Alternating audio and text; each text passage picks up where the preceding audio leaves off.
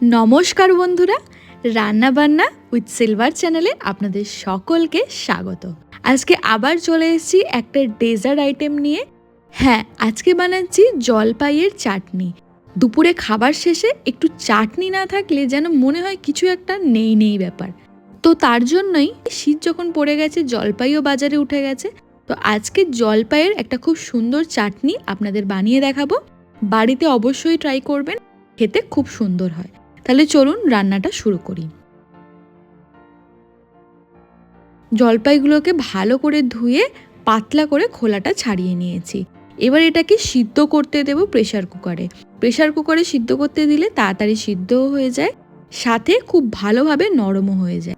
জলপাইগুলো দিয়ে দেওয়ার পর এর মধ্যে পরিমাণ মতো জল দিয়েছি।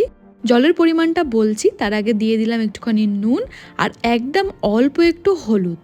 জলের পরিমাণটা দেবেন হচ্ছে জলপাই সিদ্ধ হতে যতটুকু জল লাগবে তার থেকে 1.5 কাপ বেশি জল দেবেন, কারণ এই জলটা ফেলবো না, এই জলটা দিয়েই আজকে চাটনিটা বানাবো। তো ভালো করে সিটি দিয়ে দেবো। আমি প্রায় 4 থেকে 5টা সিটি দিয়ে বন্ধ করে রেখে দিয়েছিলাম। প্রেসার কুকারের ঢাকনাটা খুলে দেখুন জলটা একদম কমে এসছে। এই জলটা কিন্তু ফেলবো না, মনে করে জলটা রেখে দেবেন। জলপাইগুলো দেখুন খুব ভালোভাবে সিদ্ধ হয়ে গেছে ভিতরটা, কিন্তু গা থেকে ছেড়েও যায়নি। এবার একটা কাঁটা চামচ দিয়ে ভালো করে এটাকে স্ম্যাশ করে নেব। চাইলে দানাগুলো ফেলে দিতে পারেন বা রেখেও দিতে পারেন। আমি আজকে দানাগুলো ফেলে দিয়েছি। এবার খুব ভালো করে এটাকে স্ম্যাশ করে নেব।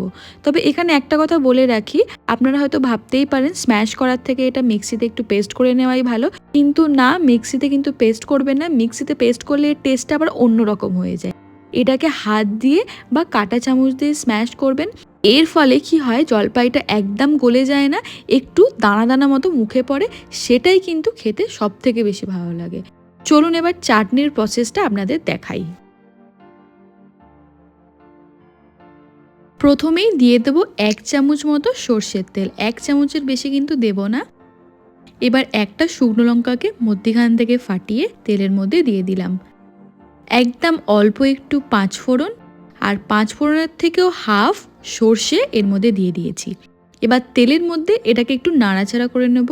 যখন সর্ষেগুলো ফাটতে শুরু করবে আর 5 ফোড়নের একটা সুন্দর গন্ধ বেরোতে শুরু করবে, তখন দিয়ে দেব স্ম্যাশ করে রাখা জলপাইটা। তার আগে অবধি কিন্তু তেলের মধ্যে এটাকে একটু ভালো করে ভাজাভাজি করে নেবেন। বেশিক্ষণ না, 20 সেকেন্ড মতো এটাকে একটু নাড়াচাড়া করে নেবার পর দিয়ে দিলাম জলপাইটা। এবার জলপাইটা 2 থেকে 3 মিনিট বা 3 মিনিটও না, 2 মিনিট মতো একটু তেলের মধ্যে নাড়াচাড়া করে নেবেন।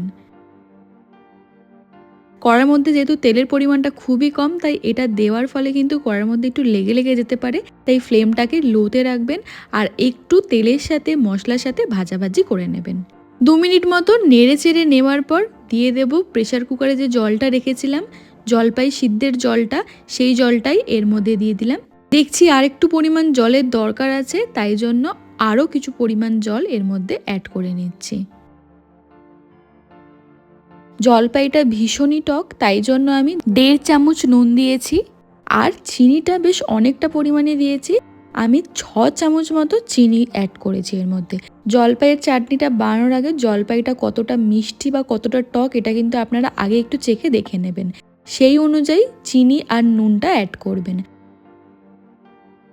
এবার আপনারা চাইলে কিন্তু এতে একটু ভাজা মশলাও দিতে পারেন বা 5 ফোড়ন গুঁড়ো করেও দিতে পারেন, কিন্তু আজকে আমি খুবই সিম্পলভাবে একটা ইজি চাটনির রেসিপি দেখাচ্ছি, তার জন্য ওইসব কিছুই আর অ্যাড করিনি। এবার এটাকে খুব ভালো করে ফুটাবো।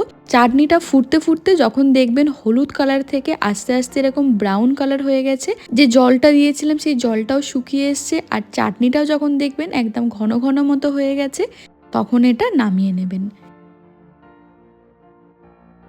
খাওয়ার শেষে 1 চামচ এই চাটনি পেলে পুরো খাওয়ারটা সম্পূর্ণরূপে পরিপূর্ণ হয়।